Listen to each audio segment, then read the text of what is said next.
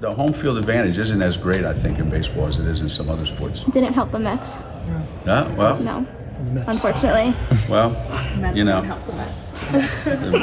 at some point you do have to help yourself a little bit. Yeah. Because one player can dominate it. For sure, for sure. Okay, so how are you feeling heading into Sunday? We'll talk basketball. Heading into Sunday. What do you need to see from your team? Well, I'm glad that we're getting a chance to play. I'm glad we're getting a chance to play with uniforms on and with fans in the stands, and we get to go through our pregame routine, and you know, some of the younger guys can, you know, kind of get a feel for this is what we do on game day, this is what we do the day before, the night before, the morning of, all that good stuff. So as far as the game is concerned, I don't know. I mean, for these things, anything could happen. Remember one year we played an exhibition. I think we won 42-22 or something like that. And I think Dorca's mom was on that team that we played against. And I think Rebecca was on our team. I think we had I think we had almost as many turnovers as we had baskets. And you know, we ended up having a hell of a team. So it could be anything, you know, in your first exhibition game. So I just hope that, you know, Lou, Yana, Nesh, that they're not, you know, crazy anxious to play. And Aubrey hasn't played since the Arizona game, so she's like, you know, ready to jump through her skin out here, you know. So it should be fun for these guys, and it should be, you know, Dorca hasn't played in a real game. She didn't play it all summer. So there's a lot going on besides, you know, what are we going to see, you know, what offense we run and what defense we're in. That's kind of all secondary right now. Do you feel like you've seen an improvement in your guys' defense since the Kutztown? Yeah, since the UMass scrimmage. Yeah, we've gotten better, and I think the players are starting to understand, you know, that I don't mean anything by, you know, when I say, because it's just a fact of life. I don't mean anything when I say, look, we're not going to match up with some teams athletically, you know. This is not Tina Maya, Kalena Green, Renee Montgomery, Tiffany Hayes, or Stewie or Mariah Jefferson. This isn't these guys, okay? So that's no slight on anybody on our team. You have to play with what you have. So given this is what we have, we can win. We got to play a little smarter than everybody else. We got to make sure we make great decisions, that we're in the right place at the right time, and that we execute what we're supposed to execute. Hey, Anna, I think one of our practice guys is trying to get in the gym.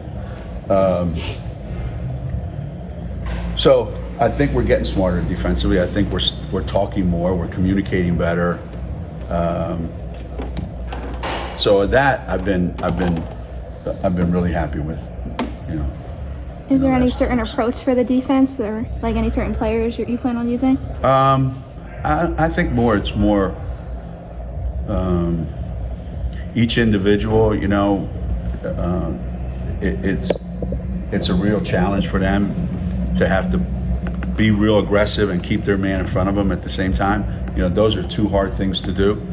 You know, you can back up and play real passive and keep the guy in front of you, which is what we did half the UMass game, but it doesn't help you create anything off your defense.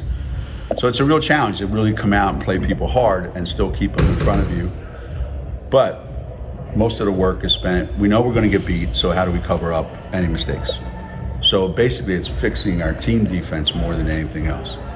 And then the box out portion, you know, that's a constant challenge every day. You know, we've probably done more box out drills these 2 weeks than we probably have in the last 3 years, you know. So that's basically it, you know. And offensively, it's rebound the ball, outlet it, run down the floor, try to get a layup or an open three, and do it again. Seems like you've loved what you've seen from Lou since she arrived. Yeah. So Yeah. have you learned enough about how she may impact the game, or will Sunday really tell you a lot more about what she brings to the team? No, because she's doing it in practice every day. She's older, so she understands. She doesn't necessarily understand our system and what we do, but she's really smart, and so she picks up things very quickly. And some kids are just scorers. They are the scorer's mentality, and she has that. She very confident in her ability to make shots, and that goes a long way because she's looking for the ball a lot. Azie's the same way. Caroline's the same way. I don't know how, we don't have to run any plays, but I don't know how the hell the ball always ends up in those hands, right? Because they're pretty smart. They move without the ball. They never stop moving, all three of them. And Lou fits right in with them, you know? And she's, what I like is Joe ran obviously a lot of plays for her. So she's used to playing under the, I got to make shots or we might not win. So that's not going to be anything new if we run something and say we need a bucket right now. I think she's used to that. So she's not afraid of that moment. That's what it looks like in practice. But hell, she was nervous on first night. So, you know, all this is kind of new, you know? So I'm glad we're doing this to kind of get all that stuff out. I think she feels any pressure just trying to make the most of each moment. She's got one season here. Yeah. I did say I wish it was different. I wish we had you for a couple of years, you know. But she doesn't ever look like she's feeling or experiencing any pressure whatsoever. You know, she's very solid. I mean, she comes in every day, and I can't underestimate when I say this. She is the exact same every single day. There's not a day that, well, yeah, one day this week I go, what's wrong with her? Said she's got a bug and she was throwing up over there. Okay, so that explains it. Every other day, perfect. Perfect attitude, perfect work ethic. Now, some days every shot goes in, some days they don't. But in terms of approach and preparation and getting ready, everything you would want, 100%. Nika said that being an upperclassman means using her voice more, which we've watched her over the last 2 years, and that sounds terrifying because it seems like she already used her voice. Yeah. You know what's great about Nika? You know what's interesting about Nika? I said, who's the voice of our team? And she said, me. I said, whose voice does everybody listen to? She said, me. I said, good. How about you start listening to your own voice? Because that would be really good. Because one of the things that's a byproduct of you talking a lot is you're actually talking to yourself. So if I'm saying, Mike, you know, switch, rotate, whatever, you're reminding yourself that I got to do the same thing. So, you know, box out. So you're reminding yourself. But people don't say anything. They're horrible to play with because you can't trust them. You don't know where they're going to be. You don't know what they're going to do. So that's the worst thing about a lot of defensive players. A lot of kids in general, they refuse to speak. So I think when you speak, whether it's on offense or defense, you are actually speaking to you, that person you're talking to, and you're speaking to me, myself. You're helping yourself. And I would say the last 2 weeks, she's probably made more progress in 2 weeks than she did all of last year. In what ways? But it could all blow up on Sunday when she loses her mind and tries to get 15 steals and drive into five people and throw some crap up at the rim, you know, smack somebody just for the hell of it for no reason whatsoever, and then look at the refs like there's something wrong with them, right? So that's always a possibility out there. It's entertainment value. That's the way I look at it. Has the progress been discipline and practice? Well, that word and Nika do not go together. You know, she just plays on pure instincts. My instinct tells me there's a guy driving over there. I'm going to sprint over there. Fine, you're the third person to get there. We don't need you to do that. You know, so it is acquiring that offensive and defensive discipline that is the last step for her because she's shooting the ball great. You know, she is being a great leader. She's setting a great example. That last part, that discipline, that's the next hurdle for her, and I think she's gonna get there. There's so much on her shoulders this year, you know. I think she knows that for the first 2 years here, it was gravy. You know, I'm just going to do what I do. Coach don't like it, I don't care. He'll put me on the bench, and then when he puts me back out there, fine. But now we don't have the luxury of doing that. So she has to be on top of her game every game. So there's a lot riding on her. And, Nika's one of 5 international players for you guys that seems like you've had more and more in each of the last few years. Obviously some coming from the transfer portal and some recruiting. But just what do you think is kind of behind that trend, and is that something you see continuing? Sometimes it goes in cycles, you know. We just happen to be in one for whatever reason. But I do think if you look around the country, even in men's basketball, heck, our own men's team, I think if you look around the country, you'll find that there's more and more 17, 18-year-olds wanting to come over here to go to school and play basketball than ever before. I think it's been a little bit easier for them to do that, so you get that. And what you're getting for the most part is you're getting a kid who understands and who's willing to work at it, and God bless them, the first thing out of their mouth isn't, what am I getting? How much am I making? What's my NIL deal? They just want an opportunity to come here and play. And I love having them around, They're used to being coached. They come from a system over there, most of them, where you practice 4 or 5 days a week and you play once a weekend or twice a weekend, that's it. So I enjoy coaching them. That doesn't mean I want a whole team of international players. But right now we just, and the more you watch international basketball, the more you go to these Olympic festival or Olympic trials, competitions, whether it's in the US or in Europe, and you see these kids play. Some people just really stand out, I don't think it's quite to the level of the men, where,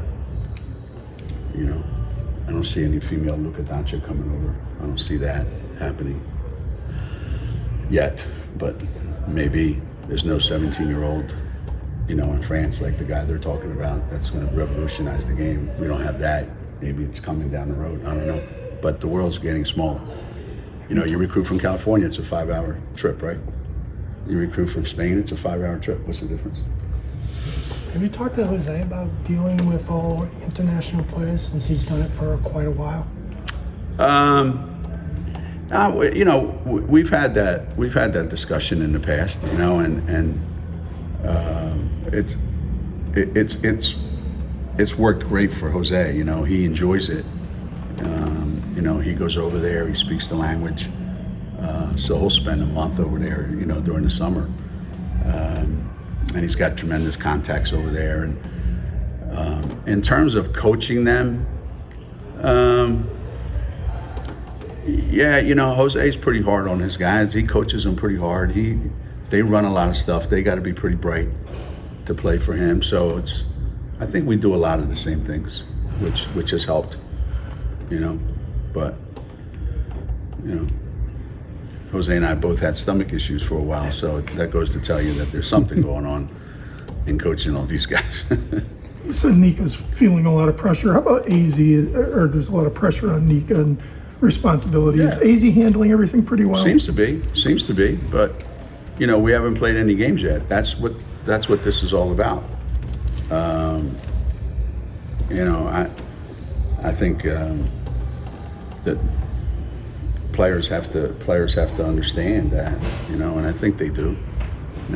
If I want to play here and if I want to be successful, then I have to find a way to deal with all the things that go along with playing here. There's tremendous benefits that you get playing at UConn that you maybe don't get anywhere else in the country. But it doesn't just, come easily. You know, there's a lot that goes into it. And I think they know that, and I think they relish it. You know, I haven't seen any of them look like they're shying away from it. That's for sure. You know. Besides the obvious Paige and Ice, are you gonna have everyone available to go on Sunday? As of right now, Caroline's a maybe. She's a maybe. You know, I don't know that she's 100% right now. So I think these next 2 days, today and tomorrow, practice-wise, we'll see where she is. But other than that, everybody's good to go. How was Aubrey progressed since we last spoke to you? Good. She feels better all the time. You know, she just adds a different dimension to our team that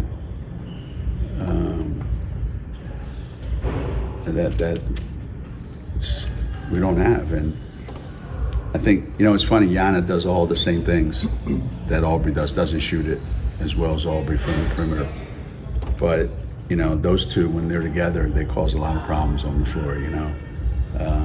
So we're trying to get Aubrey to be more and more confident in her abilities. You know, that's always been Aubrey's, you know, kind of stumbling block in her mind, you know. Like, I know I can do this, and not being, if you remember the game she played down at Seton Hall her freshman year, you know, I think she had 28, made it look like she could have got 48. It was so easy. So when she gets it going, I mean, she's really, really, really special. It's just, you know, trying to help her get into that mind space more often. For Caroline, is it her hip that's still bothering her? Yeah, I mean, not so much. I mean, she's pretty much back from that, but she's just got some stiffness in her neck, and there's whatever these muscles are back there that they're trying to work out, you know. So we'll see, you know. But we don't have a real game till the 10th, so she's still got a couple days to get over it. What did you think of Paige's zone teachings that Nika was talking about? How Paige was teaching defense or offense? That's such bull. You know, we were running some stuff last night or yesterday afternoon in practice, and you know, we're done. I said, "That's it, we're done." She goes, "I gotta play. She's got her clipboard with her. I gotta play." I said, "All right, go." So she huddles them all up, you know. And they're all like, hey, they're all giggling, you know. So she draws it all up, and they go out there. And they draw a play that we've been running for 5 years. I go, wow, that was amazing. I haven't seen that since last year. So, yeah. She's never shy about showing you the level of her geniusness. That's a word. We knew when Swin was elected to the Hall of Fame that her number would be retired, since that seems to be the Standard. for, Yeah, it seems to be, right? It's pretty high standard for most, you know, for most and it was schools. announced today that happens, and Yeah. just Yeah. you know, remember It's pretty amazing, you know, to think that you know, there's two players that I've coached that have come through here that are now, you know, in that, you know, hallowed place where all the great players from around the world have been enshrined. And to me, it's the ultimate, right? You can't get to another level than that. So I'm really thrilled because there's a level of success that, and I said this during the ceremony, there's a level of success that Swin has reached where she accomplished an awful lot of things while she was here. And she then left and probably did even more. I'm sure she did even more since she left. And that, to me, you know, and Rebecca's the same. You know, Rebecca accomplished a lot here, but her accomplishments off the court and still in the game since she's gone away from UConn have been truly amazing, and for the both of them. So, yeah, those two numbers are being put out of service. I'm sure there'll be others to follow down the road. I wouldn't mind getting to, Celtics level where, I don't know that we'll ever be able to wear 17 and 77 or whatever number these, crazies come up with today. But, yeah, Swin's number 2, and there'll be a number 3, 4, 5, 6 in the not too distant future. Has Maya officially retired? Not that I know of, no. So No. 3 years. No. Sue gets in. No, I have not heard Maya actually come out and say that I'm retired. Like they have to do paperwork and everything, Yeah. right? Yeah. And then it's 3 years. Yeah. Sue will be 3 years. It's 5 for a player, I believe. 5-year retirement. If they change it, that's even better. If they change it to 3, that's great. I always remember it being 5. Yeah, it used to be. It was 25 for a coach and 5 for a player. Is there anything you're most looking forward to going into this season, being back in the game plan? What I'm looking forward to? This is going to be really hard. So I'm looking forward to the grind. It's going to be hard. It's going to be hard. And we talk about it a lot with the team. We have maybe the toughest schedule in the country. And when we made that schedule, we were a different team than we are today. But you can't all of a sudden, hey, by the way, can we not play the game this year? So we're in for a rough ride. But I think the challenge is what everybody's geared up for. So I'm excited about that, because for the first time in a long time, we're going to be going into games where we're not the favorites by a long shot. Now, you go, well, you probably will still be because you're UConn, but there's a lot of good teams out there, and they happen to be on our schedule.